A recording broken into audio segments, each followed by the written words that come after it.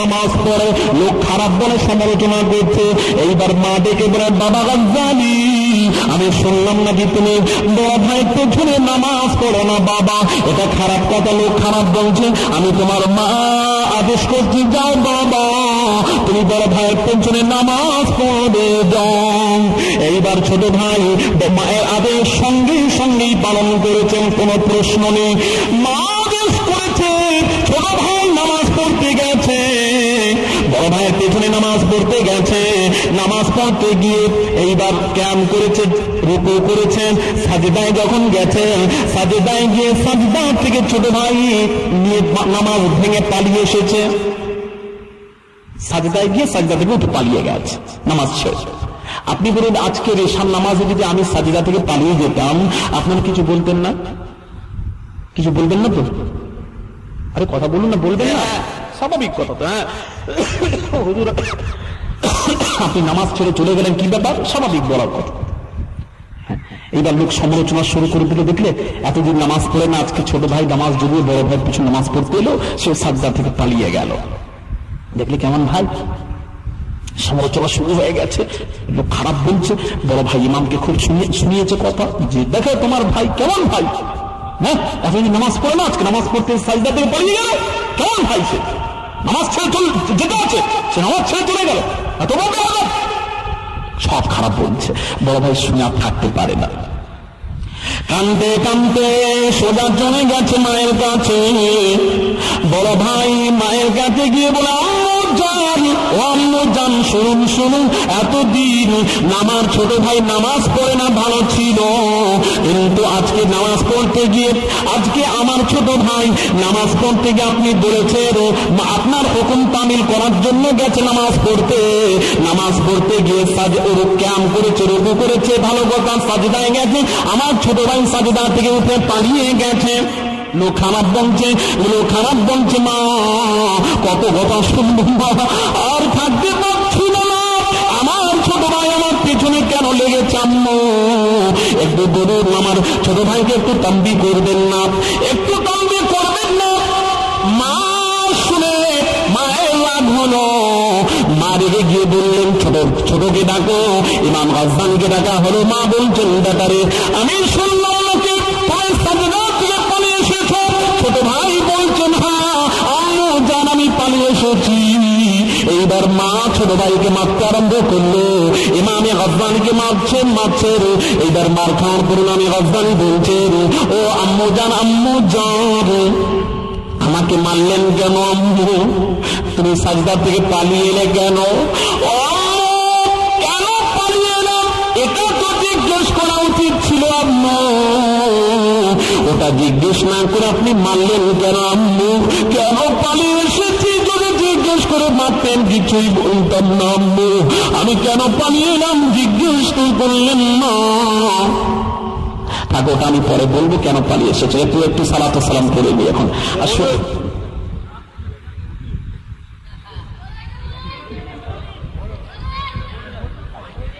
না, আমার সময় হয়ে গেছে, আমি চলে যাবো, আমার তো 12টা পর্যন্ত থাকার কথা। আশ্চর্য ব্যাপার তো। না একটা আপনার বললে হবে,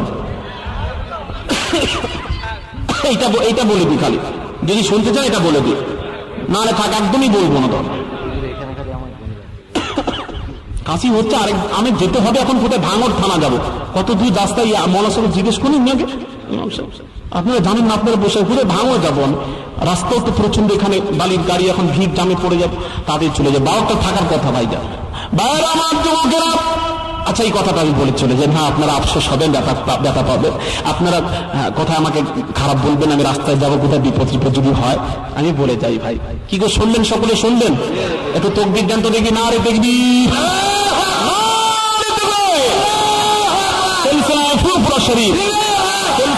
ফুরফুরা শরীফ না রে দেখবে, আমগ্রামের বাৎসরিক ইসালে সব বড় পীর আব্দুল কাদের জিলানী বলুন জিন্দাবাদ,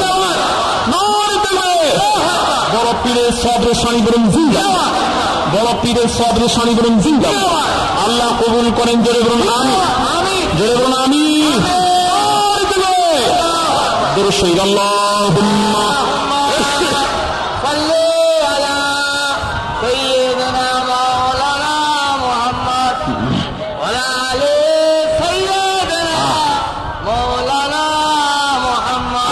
ভাইজান শোনেন, ছোট ভাই কি উত্তর দিচ্ছে শোনেন। আরে কি কথা আপনাদের, আল্লাহু আকবার কবীরা, অনেক কথা আছে। ভাইজান শোনেন, ছোট ভাই বলছে আম্মু আমাকে যে মারলেন অপরাধ ঠিক না, পালিয়ে এলে কেন সাইদার থেকে? না কেন পালিয়ে এলাম আম্মু, এটা জিজ্ঞেস করা দরকার ছিল। আম্মু আম্মু কেন পালিয়ে এলাম? হ্যাঁ বাবা বলো কেন পালিয়ে এলে?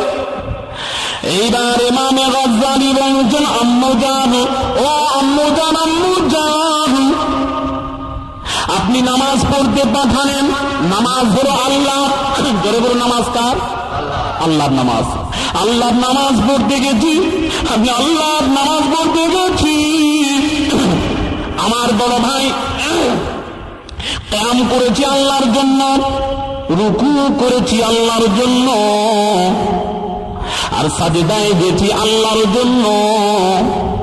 আমি যখন সাজদায় গেছি, সাজদায় যখন গেছি, আমার বড় ভাই ইমাম সাহেব ওই সাজদায় গিয়ে দুনিয়ার তালাকের কথা চিন্তা করেছিল। কিসের কথা? দুনিয়া তালাকের কথা। তালাকের কথা সাজদায় গিয়ে চিন্তা করছে, সাজদায় গিয়ে চিন্তা করছে কোন তালাক।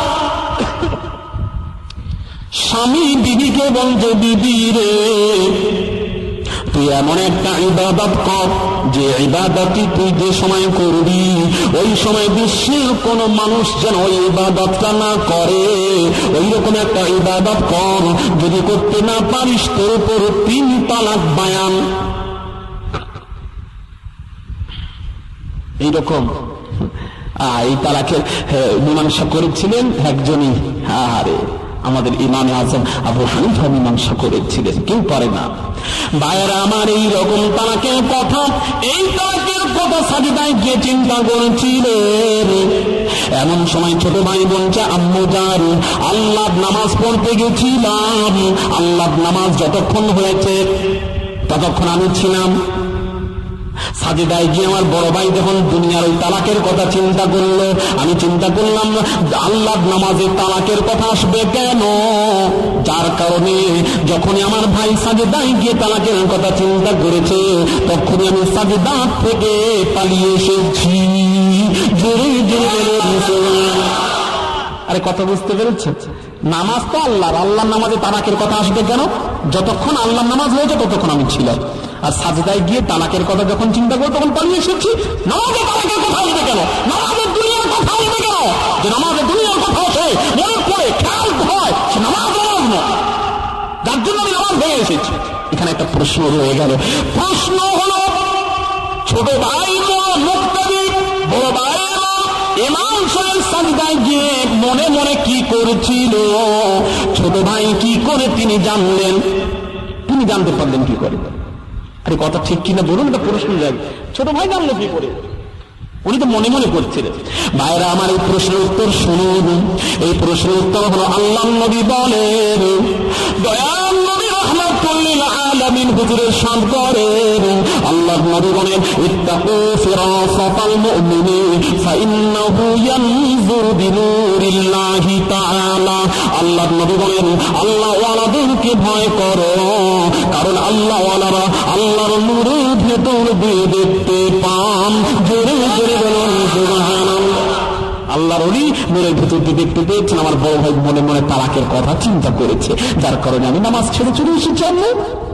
আহারে জোরে বলুন সুবহানাল্লাহ। ভাইজান এই জন্য বলি নামাজ পড়েন, নামাজের মতো নামাজ পড়েন, নামাজের মতো নামাজ পড়েন। ওই দরবারে গিয়ে নামাজ শিখুন। ওই নামাজ আর আমাদের নামাজ, যে নামাজের মধ্যে পার্থক্য আছে।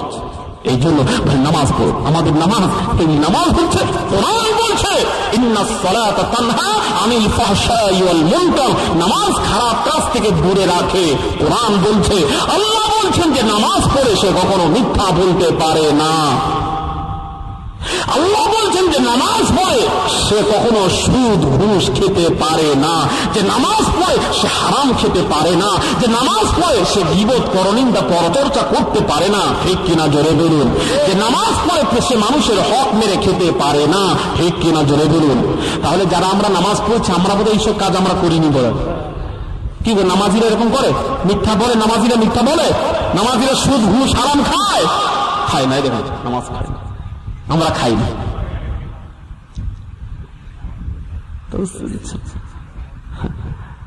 মসজিদে বসে সুদ ঘুষের ব্যবসার কথা হচ্ছে। আল্লাহু আকবার। হ্যাঁ, নামাজ পড়ছো, কপাল কালো হয়ে গেছে, হারাম খেয়ে খেয়ে একদম জিভ মোটা হয়ে গেছে, লম্বা হয়ে গেছে, হারাম খাচ্ছে। কথা বুঝতে পেরেছেন? খবরদার হারাম খাবেন না, আল্লাহকে ভয় করে। হাজির সাহেব কপাল কালো হয়ে গেছে, কথা বলতে হাতে তসবিহ নিয়ে বসে আছে। মেয়ের বাপ গিয়ে বলতে, হাজির সাহেব ফাইনাল হবে, হাজির সাহেব কি দিতে হবে? এসব কথা বলবেন তো, এসব কথা বলবেন, এসব কথা বলবে। আমার ছেলে ডাক্তারি পাস করেছে, ওইটা তুমি একটা কাজ করো, ওই মায়াপুরে একটা চেম্বার করে দেবে, ওটা আমার ছেলেকে করে দেবে। সুবহানাল্লাহ, সুবহানাল্লাহ, সুবহানাল্লাহ, সুবহানাল্লাহ। হাজি সাহেব আর কি দিতে হবে? ওসব কথা বলছো কেন? খবরদার। হ্যাঁ, বিয়েতে ফোন নেওয়া হারাম, জানো? ওসব কথা বলছো কেন? আমার ছেলে ডেলি যাবে যাতায়াতের জন্য, একটা 2 চাকার একটা কিনে দিবেন, যাতায়াত করবো, তো আমার ছেলেকে দেবো। হাজি স্যার কি? আলহামদুলিল্লাহ, আলহামদুলিল্লাহ, আলহামদুলিল্লাহ। হাজি স্যার কি দেবো? না, কিছু দিতে হবে না।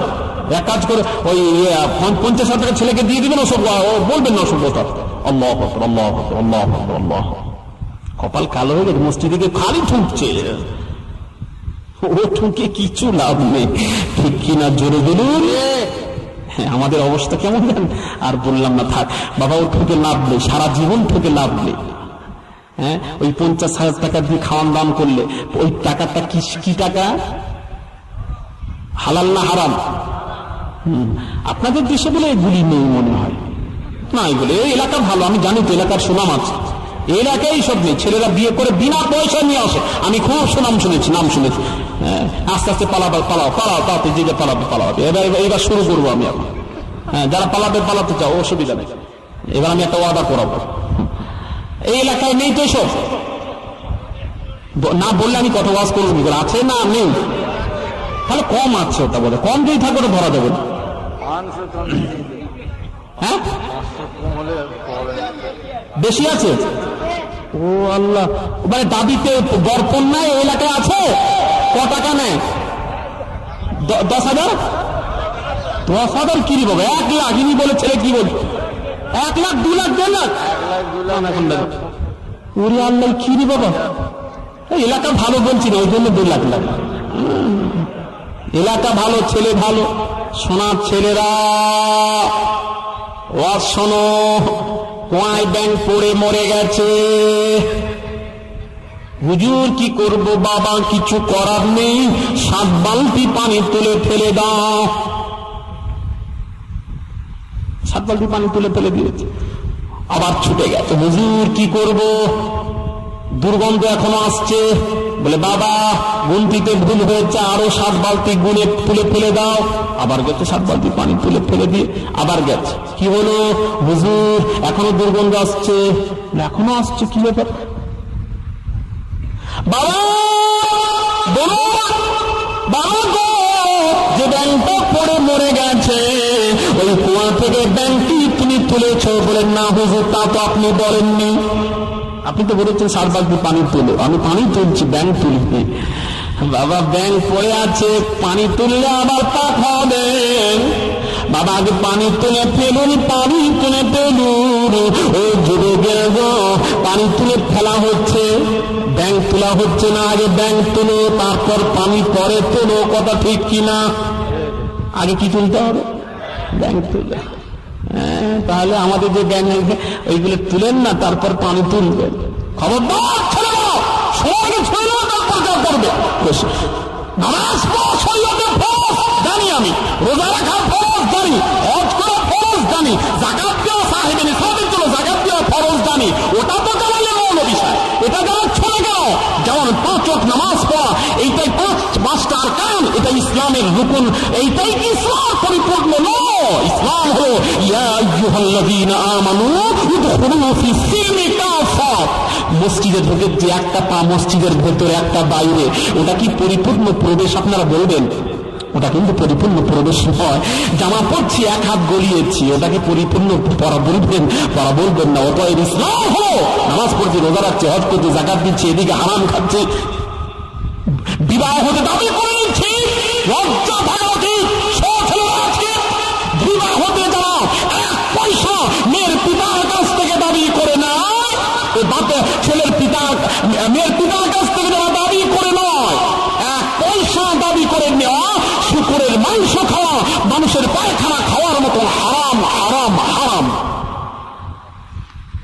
শোনো ওয়াজ, ওই হারামকে যে শরীর গঠন হবে তার ঠিকানা জাহান্নাম, জাহান্নাম, জাহান্নাম।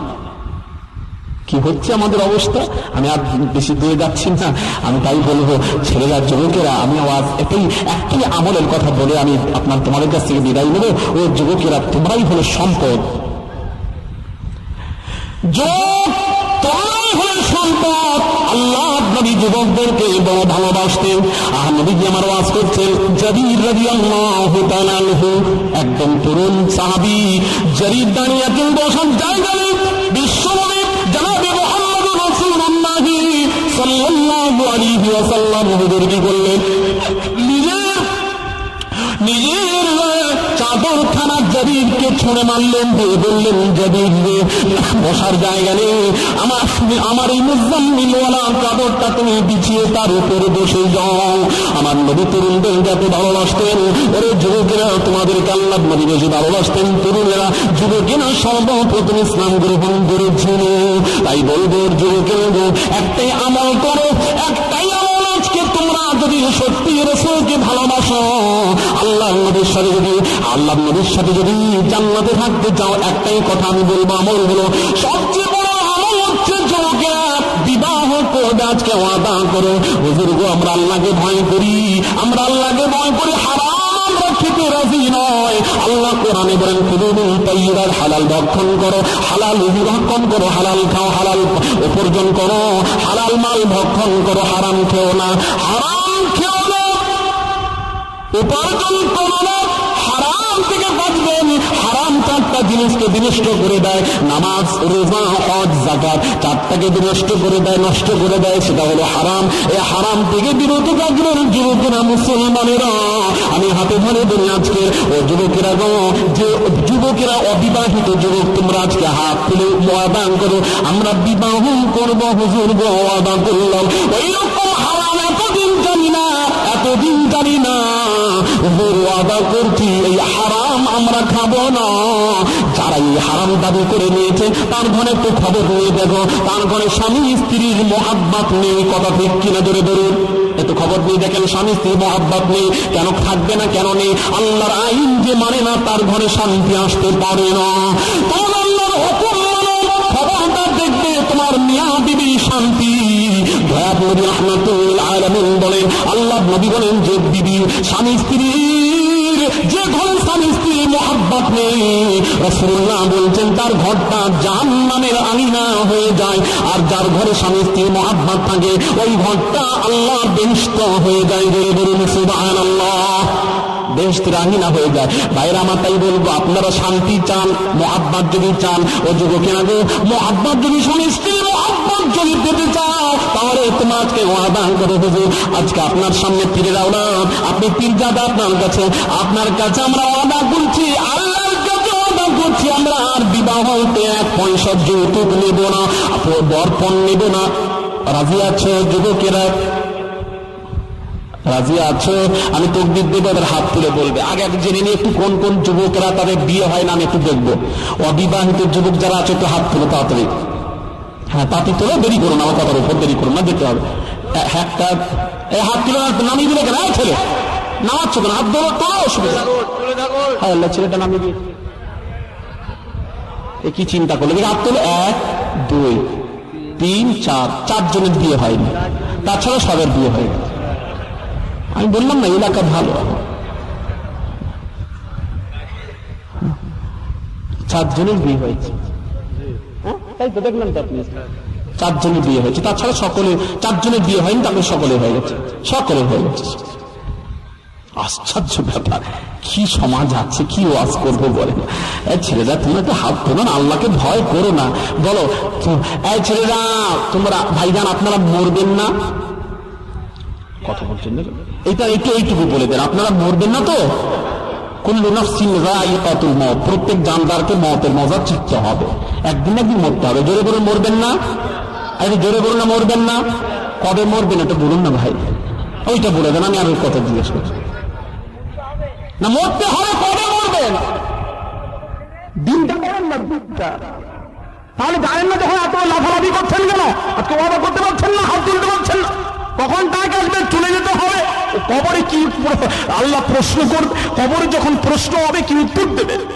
4 গজ মাটি নিচে শুয়ে দেবে, কি উত্তর দেবে? বিনা পয়সা একটা মেয়েকে, গরিবের মেয়েকে তুলে আনতে পারছেন না। হায় হায় রে, হায় ছেলেরা, আফসোস তোমরা টাকা চিনেছ। আজ মুসলমান এই লালচে পড়ে শেষ হয়েছে। ইমাম হোসেনকে কারবালায় শহীদ করেছে, একমাত্র এই দৌলতের চক্করে পড়ে ইমাম হোসেনকে কারবালার ময়দানে শহীদ করেছে। আজ যদি ইমাম হোসেন যে খুতবা দিয়েছিল, খুতবার কসম ওই খুতবা মানুষকে না দিয়ে যদি পাহাড়কে মুখাতাব করে যদি খুতবা দিত, পাহাড় টুকরো টুকরো হয়ে যেত। কিন্তু মানুষ বুঝতে পারলো না, ইয়াজিদ বুঝতে পারলো না। ভাইজান কি বলবো ভাইজান, আফসোস। আর হোসেনকে কারবালার ময়দানে এত পরিচয় সাজিয়েছে হোসেন, ওই পরিচয় দেওয়ার পর দৌলতের চক্করে পড়ে ইমাম হোসেনকে কারবালায় শহীদ করেছে তারা। ঠিক কিনা জোরে বলুন? আজ মুসলমান এই দৌলতে পড়ে আজ ইমান দিয়ে দিচ্ছে। আজ মুসলমান সমানে ইহুদি খ্রিস্টান হয়ে যাচ্ছে। জানেন আপনারা? জানেন? খবর নেই আপনাদের কাছে? ইহুদি খ্রিস্টান হয়ে যাচ্ছে। তারা পয়সা দিচ্ছে আর বলছে ইমান দে। এরা বলছে বাবা খেতে পাইনি, তোরা পয়সা দিচ্ছি, যা বলবি তাই শুনবো। ইমান দিতে হয়, তাও দিতে আছি। ও যুবকেরা জানতে চাই, সবটাও তোদের হাতে ধরে বলি, ও আমার ভাইকে না আপনাদের হাতে হাতে ধরে বলি, সব দেবেন, ইমান বিক্রি করবেন না। दीन और दुनिया की भलाई अगर तुझे मंजूर है, उसका दीन और दुनिया दीन भाईजान दूर कर दे जो दीन और ईमान से। ऐसी शान ऐसी अजमत नहीं चाहिए। ईमान থেকে যে জিনিসটা সরিয়ে দেয় সেই রকম ইজ্জত সম্মান আমাদের দরকার নেই। একটাই জিনিস আমাদের দরকার, আল্লাহ, সেটা হলো दूर कर दे जो दीन और ईमान से। ऐसे शान ऐसी आजमत नहीं चाहिए। मिल गई है नबी की गुलामी हमें, अब जमाने की दौलत नहीं चाहिए। जरे बोलूं सुभान अल्लाह। नबीर गुलामी যদি নসিব হয়ে যায় আর আমার দৌলতের দরকার নেই। আজ আমরা বুঝি না। বাবা আমিরুল মুমিনিন হযরত উমর ফারুক রাদিয়াল্লাহু তাআলা আনহু, বাবা ইবনে উমর আব্দুল্লাহ ইবনে উমর, আব্দুল্লাহ ইমাম হোসেন, হাসান হোসেন। ভাই কথা বলতে আমি আর পাচ্ছি না, কষ্ট হচ্ছে, 1:45 হয়ে গেছে। আমি এখন যাই, দোয়া করবেন। একটু সালাত ও সালাম পড়ে নি ভাইজান। সালাত ও সালাম পড়ার আগে একটা কথা বলি।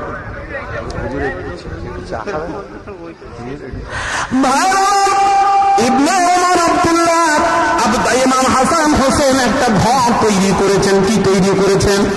একটা মাটির ঘর তৈরি করেছেন। আব্দুল্লাহ তৈরি করেছেন। ইমাম হাসান হোসেন যে ভেঙে ফেলেছেন, ভেঙে দিয়েছে। আব্দুল্লাহ বলছেন হাসান হোসেন ভাঙলে কেন? ঠিক করে ভেঙে গেছে।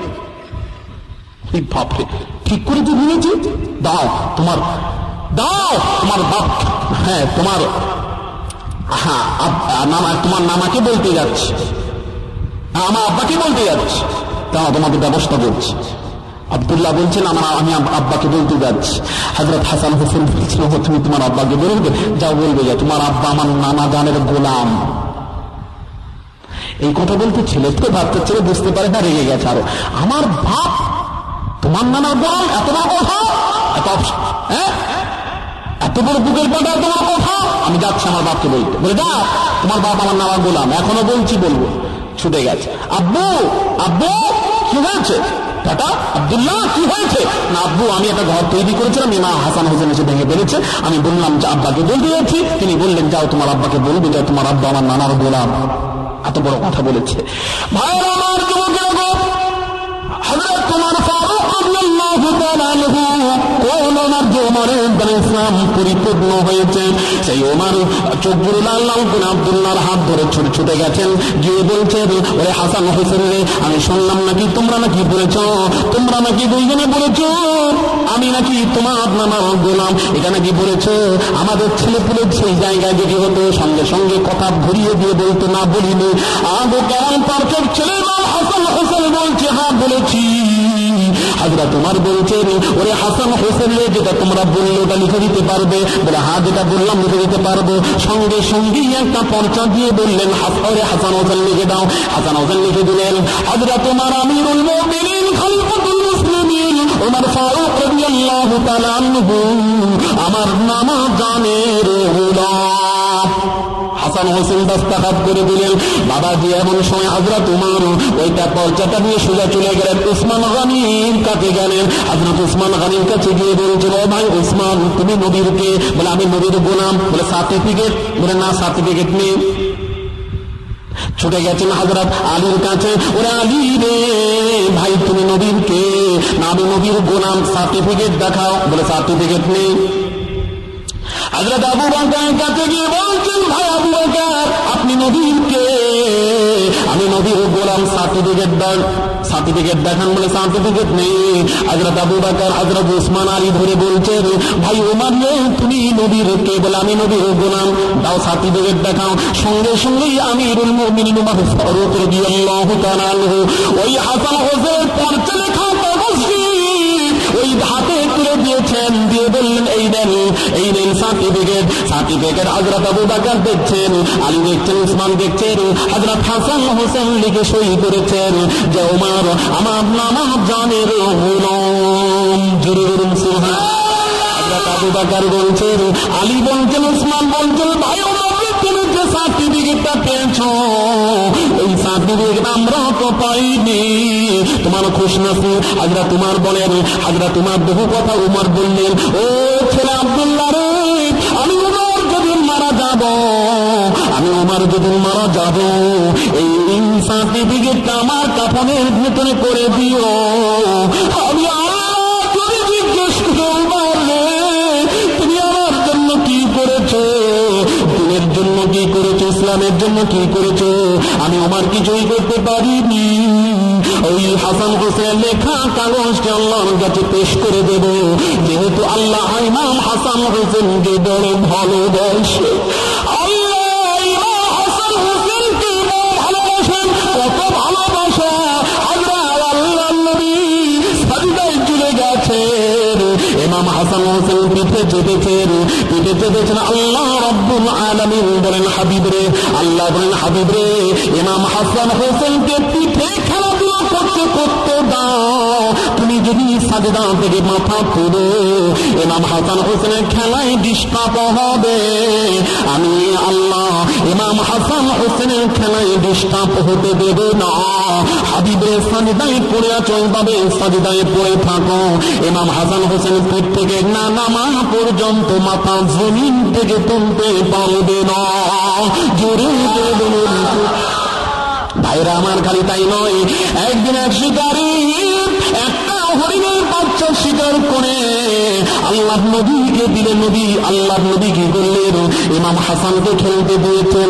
ইমাম হোসেন কোথায় যেন গেছিলেন, ইমাম হোসেন ছুটে এসে দেখলেন আমার মামা একটা হরিণের বাচ্চা নিয়ে খেলাধুলো করছে।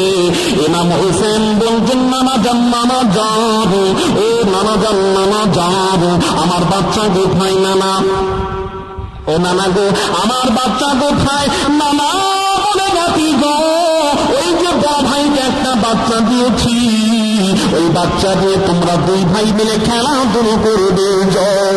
ছোট ভাই বলছেন, না ও নানা জান তো আমার বড় ভাইকে দিয়েছেন, ওটা আমি নেব না, আমাকে একটা আলাদা বাচ্চা দিতে হবে, আমি নেব না। এই মনে কাঁদতে শুরু করেছেন ইমাম হোসেন। কাঞ্চন বিশ্বনবী ইমাম হোসেনের চোখের পানি দেখে আমার নবীর চোখে পানি এসে গেল। আল্লাহ নবী বলেন, ইমাম হোসেন আল্লাহ তো ভালোবাসেন, আমি যদি না দিতে পারি আমি এখন বাচ্চা হরিণের বাচ্চা কোথাও থেকে দেব। এই বলে চিন্তা করতে এমন সময় আমার আল্লাহ ওই চোখের পানি, ইমাম হোসেনের চোখের পানি আল্লাহ সইতে পারলেন না।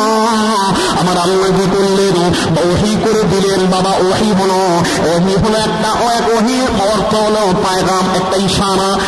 নবীর কাছে যখন ওহী এসেছে জিবরিল এনেছেন, আর প্রাণী জগতের কাছে যখন ওহী এসেছে ওটা জিবরাইল আনে না, ওটা ওই প্রাণীদের মনের মধ্যে আল্লাহ একটা ভাব তৈরি করে দেন, একটা কথার ভাব তৈরি করে দেন। আল্লাহ রাব্বুল আলামিনের পক্ষ থেকে ওহী আসছে, ওরে হরিণে তোর মতো আর একটি যে বাচ্চা আছে আছে ওই বাচ্চাটি আল্লাহর নবীর কাছে যা যে পৌঁছবে। এইবার হরিণীটি তার বাচ্চাদের রাসূলুল্লাহর কাছে এসে বলেন, ইয়া রাসূলুল্লাহ, ইয়া হাবিবাল্লাহ, হুজুর, এই বাচ্চাটা আমার একটা বাচ্চা আছে, এই বাচ্চাকে আপনার নাতি হোসেনের খেলার জন্য আমি দিয়ে গেলাম। জোরে জোরে বলুন সুবহানাল্লাহ। এত আল্লাহ ভালোবাসতেন। হযরত উমর বলছেন, এই হাসান হোসেনের লেখা তরজাটি আমার কবরের মধ্যে দিয়ে দিও। আমার আল্লাহ তো ভালোবাসেন, তার ওসিলায় যদি উমরকে আল্লাহ যদি ক্ষমা করে দেন। জোরে জোরে বলুন সুবহানাল্লাহ। ভাইজান আসুন ভাইজান, এবার বলছিলাম যে আজ সালাতুস সালাম, আসুন আমরা তোকে সুরের উপর সালাতুস সালাম পড়িয়া না দিয়া সালাম আলাইকা ইয়া ইয়া হাবিব সালাম আলাইকা আপ সুলতানে মদিনা महबते वहयो सकीना नूर से मानू रसीना मुश्क से बेहतर पसीना या नबी